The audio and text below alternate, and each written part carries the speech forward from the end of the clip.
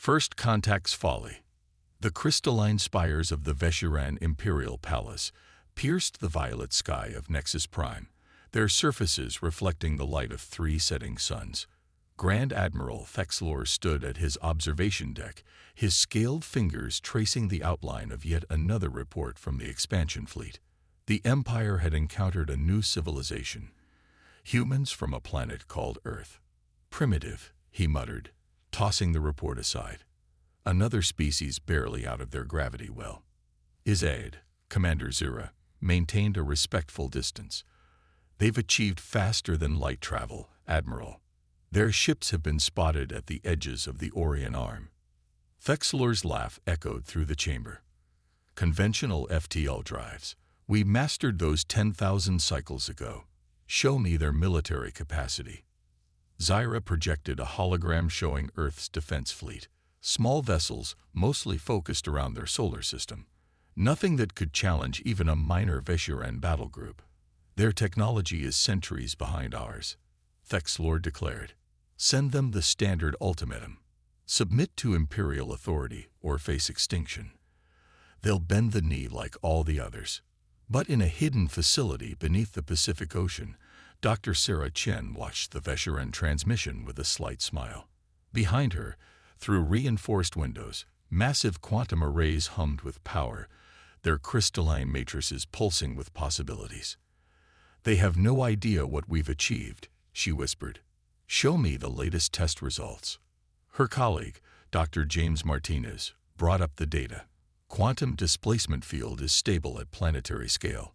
We can move entire battle groups instantly without any traditional FTL signatures. And the Veshiblend coding. Perfect absorption of their scanning frequencies. We're invisible to their sensors.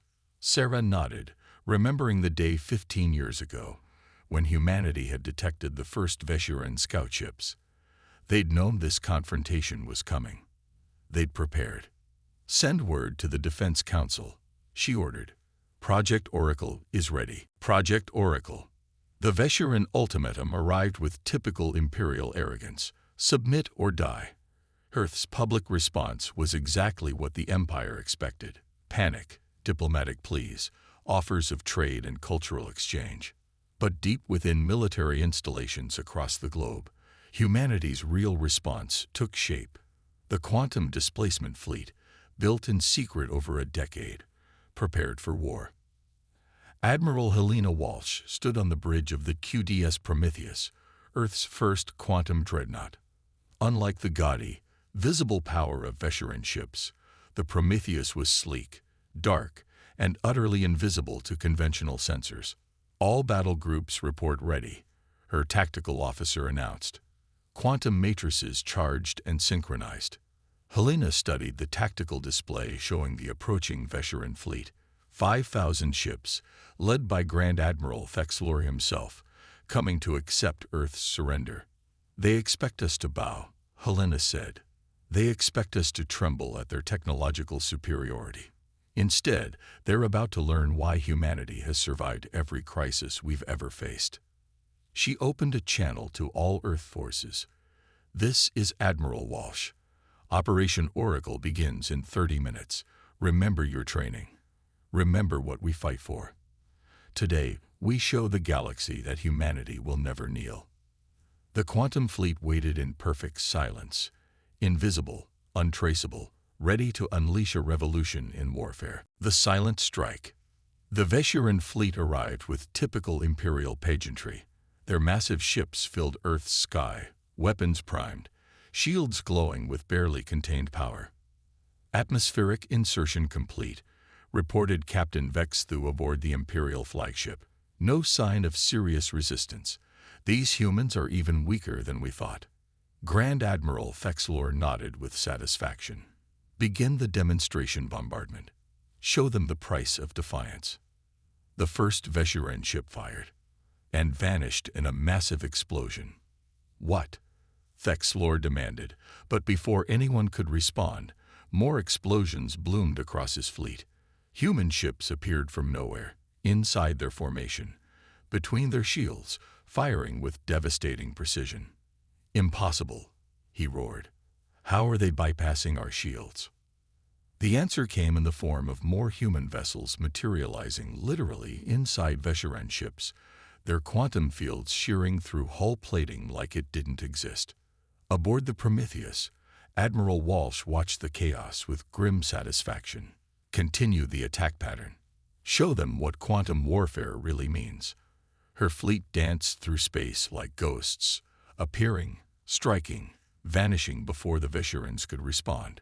Traditional space combat doctrine meant nothing against ships that could instantly relocate anywhere in the battlefield. Empire's twilight. The battle lasted less than an hour. The mighty Vesheran fleet, terror of 1,000 worlds, fell into complete disarray. Their formations meant nothing. Their shields were useless. Their superior numbers became a liability as ships crashed into each other, trying to avoid attacks from impossible angles.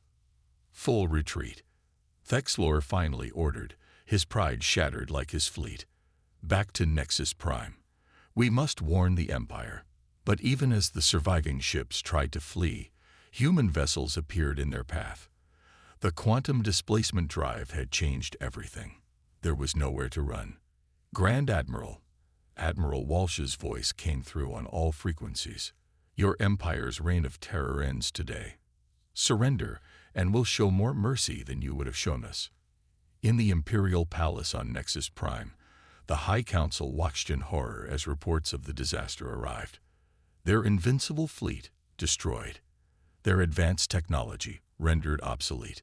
Their power broken. Dawn of the Stars. 1 month later, representatives from 100 worlds gathered in Geneva for the signing of the Galactic Concordat. The Vesheran Empire was no more, its territories reorganized into independent states under a new interstellar council. Dr. Sarah Chen stood with Admiral Walsh, watching alien diplomats file into the historic chamber. Did you ever imagine this day? Sarah asked. When we first detected their scouts, I imagined humanity surviving. Helena replied. Everything else is a bonus. The quantum displacement drives had changed more than warfare. They'd changed the galaxy's balance of power. Humanity emerged not as conquerors, but as guarantors of a new era of peace and cooperation. The Vesherans thought technology alone made them superior. Helena continued. They never understood that humanity's real strength lies in our ability to innovate, to adapt, to overcome. Sarah smiled as the signing ceremony began. They mocked us for being young. They never considered that being young also meant being hungry, creative, willing to think beyond conventional limitations. The new age had begun. Humanity had earned its place among the stars not through conquest, but through ingenuity.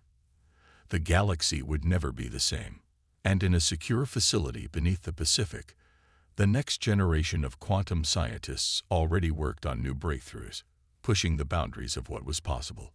Because that was what humans did. They innovated, they evolved, they reached for the impossible, and they never, ever stopped.